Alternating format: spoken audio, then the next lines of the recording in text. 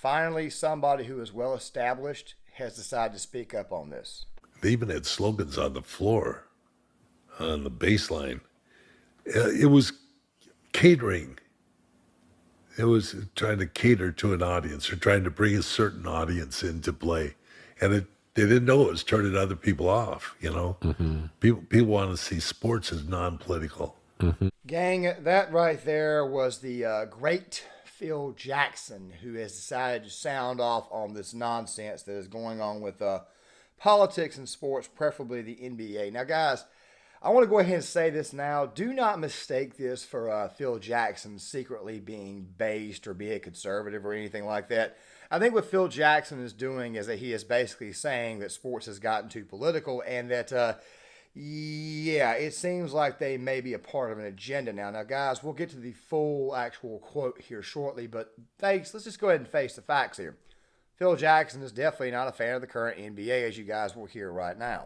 Still watch a lot of basketball, or No, I don't. tell me about that. When and did you stop immediately from the time you stopped coaching? No, I didn't.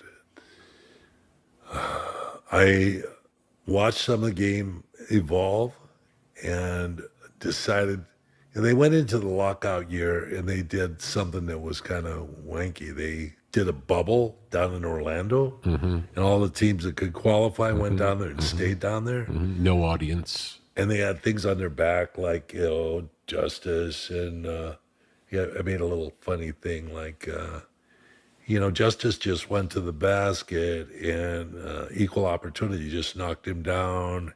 And somebody, I had another name for a guy who has jersey in the back of a jersey, had some other slogan. So my grandkids thought that was pretty funny to play up those names. So I couldn't watch that. And the Lakers won, actually. They won that year.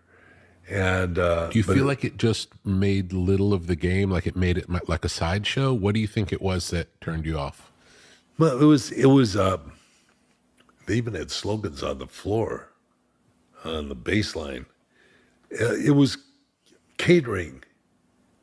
It was trying to cater to an audience or trying to bring a certain audience into play. And they didn't know it was turning other people off, you know? People want to see sports as non-political.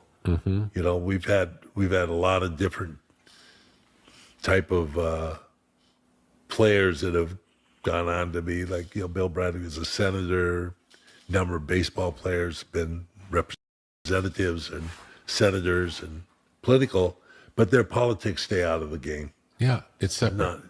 Now, I'm going to go ahead and go on a limb here, and I'm going to go ahead and suggest that what happened is that this was kind of like the straw that broke the camel's back. If you actually pay very close attention to Phil Jackson's, I'd say last 10 years in the NBA, whether it be with the Knicks, where he was, I guess he was in charge. I guess he was like vice president or something there. It was something along those lines. He tried to get that organization going. Of course, the way things ended between him and the Lakers, of course, with all that stuff going on there.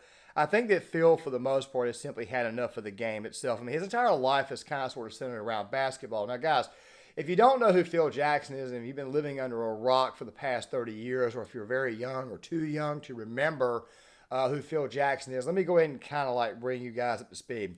Phil Jackson was the head coach of the Chicago Bulls during their dynasty, and we'll even talk a little bit about that in this video because I saw an extremely weird meme, but I'll just kind of answer that more towards the end of the video because I kind of need to give my thoughts on a certain debate. Don't worry, it won't be a very long debate, but I just not need to kind of give my thoughts on that. And of course, I'm pretty sure you guys, with me mentioning Phil Jackson, are probably thinking to yourself, the MJ, Kobe, LeBron debate. Don't worry, I'll give you guys my thoughts here soon.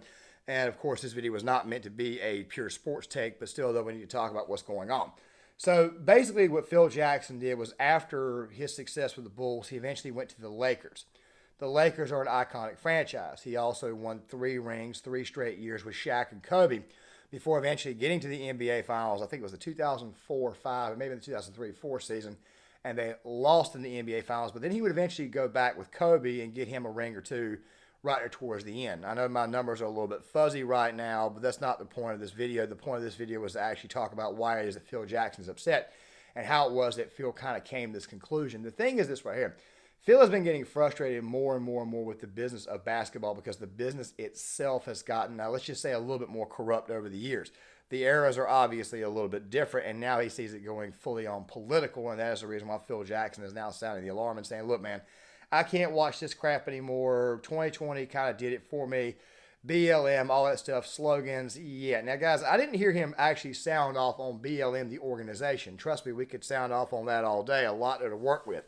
But I think in Phil's case, what he's looking at is he's looking at the fact that there's a certain thing called an audience. It's called a right-left audience. It's called people have different ideologies. And yes, it's kind of like what Michael Jordan said, Republicans buy sneakers too. He probably looked at this and said to himself, look, we're kind of catering and pandering to only one type of audience here. And bear in mind, this is a guy who has worked in 3 extremely liberal cities. Now, Phil Jackson himself, I don't believe he's some base conservative or anything. From what I understand reading in his background, he actually is a bit of a hippie type. And of course, he was very, very much into the whole Zen thing. Now, the thing about Phil you got to understand is that he's probably somebody who, for the most part, just feels like he wants to be left alone. So he's probably a classical liberal in that sense. I've never actually looked into his ideology. I'm kind of spitballing here. But based upon the way he was raised, based upon the way he came up, especially in the sport, I'm going to guess that he's probably somebody who, for the most part, would just prefer to be left alone. He's one of the few personalities that I see in sports who I think actually presents who the hell he really and truly is. A lot of people like to put on some form of false bravado, and therefore when they do something that's somewhat out of character, you kind of look at that and you kind of raise an eyebrow. I think that Phil, for the most part, is exactly who the hell he portrays. Again, this right here is going to lead me to my last point, but this right here is actually the most important point here. Phil Jackson obviously understands it's not just him, but he's probably feeling exactly what the, I would say, not really the casual fan, but I would say the moderate to more loyal fan is feeling. The reason why I don't say the casual fan is because the casual fan, for the most part, will buy the ticket. They'll go in, watch, enjoy the spectacle, and they probably won't come back for a year or so. Then you have what we call the moderate to, let's just say moderate to hardcore fan. This right here is the fan that lives maybe in town or maybe outside of town, and they pay the ticket at least more than once a year. We'll say maybe like once every couple of months. Like let's say, for example, let's use the city of Atlanta, for example. What do you have in Atlanta? You have the Braves, you have the Hawks, okay? So let's just say that you are a Braves fan. And let's say you don't live in Atlanta, but let's say you live, say, in like Smyrna.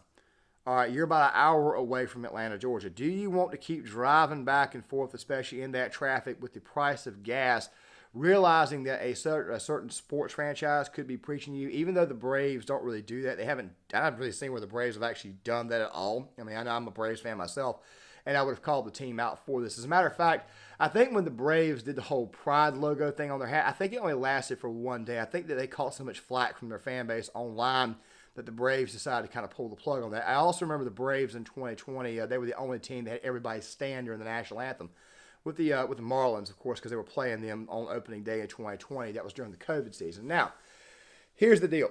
Phil, I think, understands exactly what we understand, and that is that the casual fan does not want to be preached to. Now, one of the main things that I kept seeing on my social media feeds were, will the NBA stop telling me to vote? I don't even want to vote this year. Will they stop telling me to vote? Because he kept on hearing it.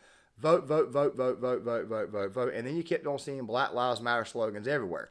So, in a sense, Phil Jackson is simply saying that the NBA is pushing an agenda. Phil, by the way, is being friendly. I'm pretty sure if Phil Jackson wanted to come out and actually say it, he would, in fact, actually come out and say it. You guys are being way too damn political. I'm done with you guys. I don't want to have anything else to do with this. You people are going to lose the business. I think that Phil is basically being friendly. So, when you see a lot of people saying that he demolishes the NBA, I think that that might be a little bit of an overstatement that's a little bit hyperbolic. I think if Phil wanted to, he could be a little bit nastier and a little bit more negative if he actually wanted to be. And with that right here being said, let's kind of settle a certain debate here. I'm going to be leaving this video right here in the description box, but I'm going to go ahead and kind of cover something that is not covered in that video. And you're probably thinking to yourself, wow, you're leaving a pure sports take in the description box? Yes, I am, because I've been dealing with this for years.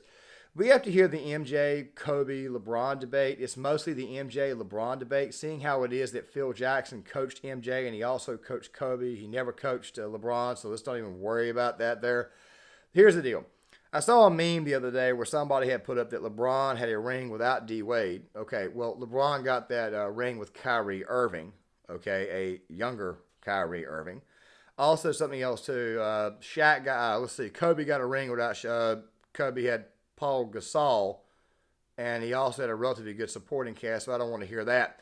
When Michael Jordan was in the midst of his dynasty, the first 3 years, all he had was Scottie Pippen. For the most part, that's all he had. He didn't really have the type of supporting cast, and also something else too. That was a much, much harder era of basketball.